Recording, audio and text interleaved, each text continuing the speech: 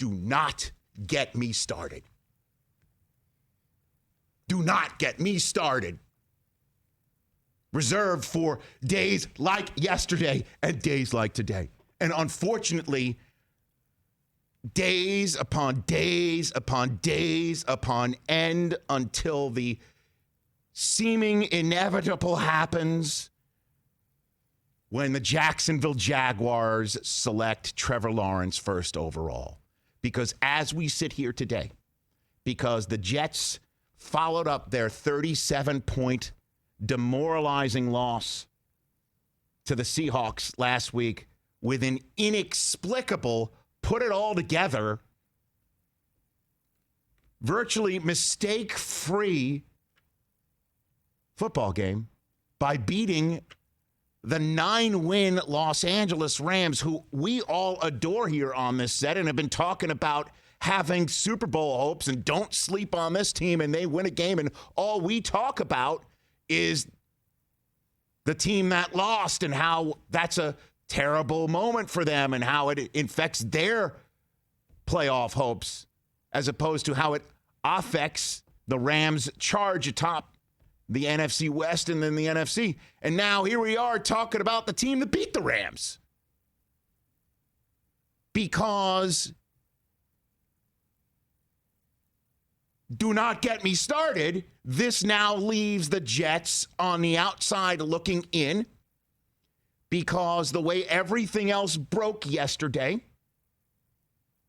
the strength of schedule tiebreak that decides who does get the first overall pick, it's kind of like your golf game. If you want to hit it far, swing easy. It's counterintuitive. If you have the toughest strength of schedule, that works against you, because if you have the easier strength of schedule and you suck, the NFL says you have sucked worse than the team with the same record and a more difficult strength of schedule. And I reached out to my friends at the National Football League. I've, if you will, flexed my insider muscle to give you the information. And I have it here in front of me.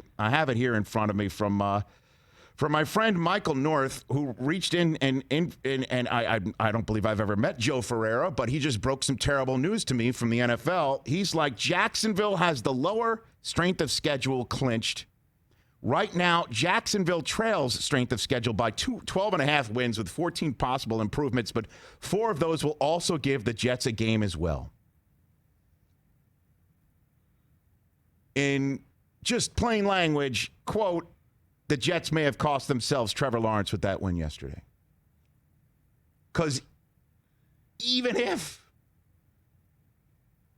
the Jets and the Jaguars both win another game, they wind up with 2 wins. Jacksonville still has that tiebreak. And here's the most Jet thing of all.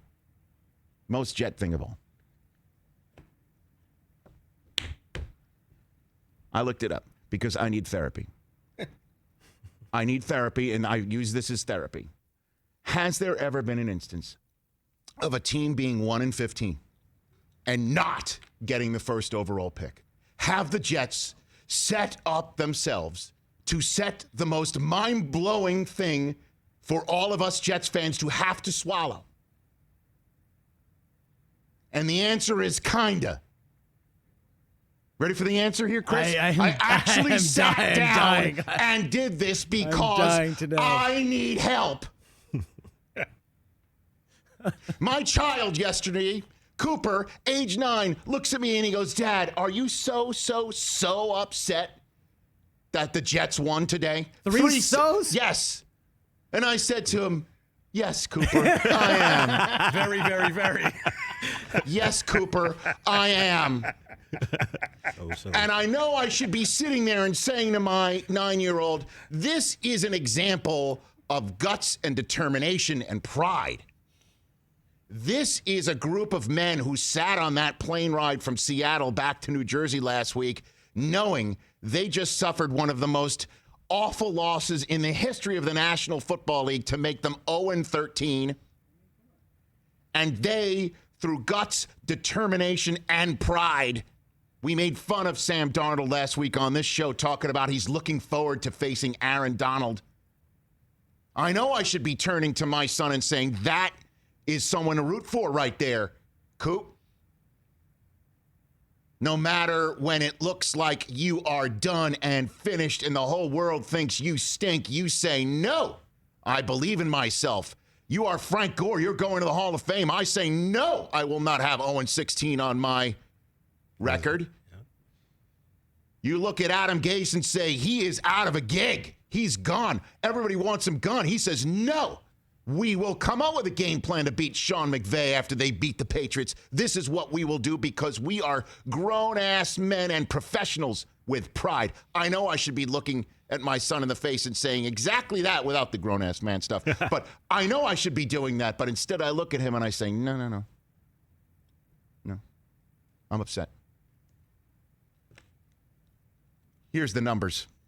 As we show Trevor Lawrence beating Notre Dame on the screen. And here I thought, slide, Trevor. Slide, please. Get him out of the game. 1, 2, 3, 4, 5, 6, 7, 8, 9, 10 teams since the league expanded to 16 games have gone 1-15. Every last one of them got the first overall selection in the draft, with the exception of one. The 2001 Carolina Panthers, but they went into the season knowing that in the 2002 draft, Houston would have the first overall selection because in 1999, they were born as an expansion team, and every team went into that season knowing you're playing for only the second overall pick. I looked it up. What was the worst record of the other teams in seasons in which everyone went 0-16 for the history books? By everyone, I mean the 2017 Cleveland Browns. They went 0-16. The worst after that was 3-13 Giants. The 2008 Lions went 0-16. Both Kansas City and the Rams went 2-14. So no one went 1-15 there. The 0-5, I just said whatever. 0-14 Tampa, 1976. The other worst teams were 2-12 Seattle and Buffalo. I just said screw it. Let's keep going back. Let's keep going back. 1973, 72, 71. Three teams finished 1-13. They all got the first overall selection. I had to go back to 1969, the year of my birth, the year the Jets actually won the Super Bowl. I found an instance where the Steelers and the Bears both went 1-13. Both of them went 1-13, and the Steelers got the first overall selection in the 1970 draft because Pete Rozelle flipped a coin. And the Steelers got the first overall selection and chose Terry Bradshaw. That's how that went down. So I say Rich. this. Hey, Roger, RG1, go get that silver dollar and flip it. Can we? No, I guess we can't. Hey, hold on a second. Hold on a second. The Jets were one of those 1-15 teams that got the first overall selection before. What did they do with that? Maybe something else happened negative there that I could at least hang my hat on it, but maybe we don't need it. Nope, they traded the pick that year to the St. Louis Rams for Orlando Pace for the 6th overall pick, a 3rd, 4th, and a 7th that amounted to nothing. And then they traded out of that 6th overall pick to Seattle, who drafted Walter Jones. Both those guys are in the Pro Football Hall of Fame. Do not get me started. Do not get me started.